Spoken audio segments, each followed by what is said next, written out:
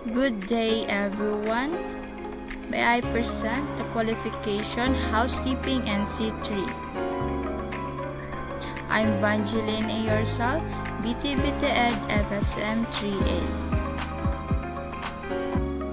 Good day, everyone. I'm Vangeline Orsal, your accredited competency assessor for housekeeping NC3 under the Technical Education Skills Development Authority or TESDA. Today, I will be guiding you through the competency assessment process. Please listen carefully as I explain the procedures, requirements, and important reminders before we begin your assessment.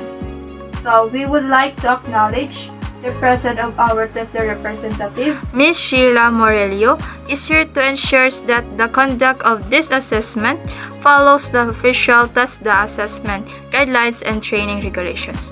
Thank you for your presence and supervision. So, please be informed that this assessment areas is monitored by CCTV cameras for quality assurance and documentation purposes in compliance with TESDA policies. The recording will only be used for assessment, validations, and auditing purposes. By staying in this room and participating in the assessment, you are giving your consent to be recorded. If anyone has concern regarding this matter, you may raise your hand.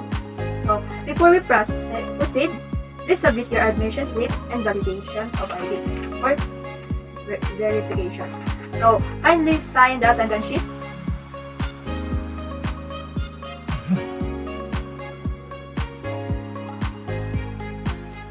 So, once you call your name, raise your hand. Sheila. Thank you for your presence.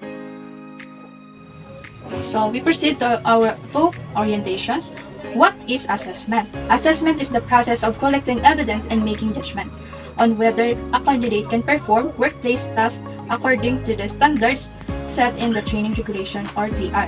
The purpose of this assessment is to determine whether you meet the competency standards required for housekeeping NC3. Next, qualification and units of competency. First, core units, plans and prepare for housekeeping operations, oversee housekeeping operations, and last, plan and complement environmental practices. For the common units, develop and update industry knowledge, perform computer operations, lead workplace communications, and lead small teams. For basic unit, participate in workplace communication, work in a team environment, practice career professionalism, and practice occupation health and safety procedures. For that next, tasks to be performed and time limits.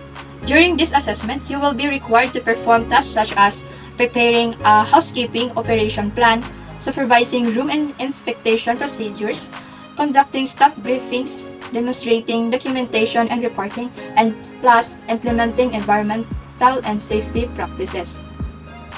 Next, assessment procedures. The assessment will consist of written examination, practical demonstrations, oral questionings, and portfolio review.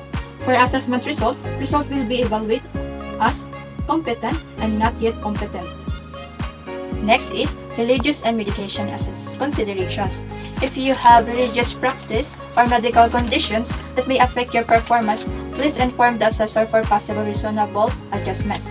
Next is allowable adjustment. Adjustment may include additional time, clarification of instructions, and language assessment.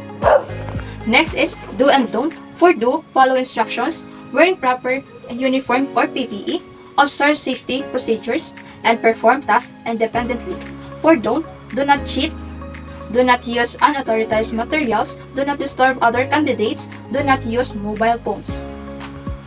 Next is rise and appeal system. You have the right to fair and unbiased assessment, be informed of your results, file an appeal if necessary. Next one is assurance and validity of NC or COC.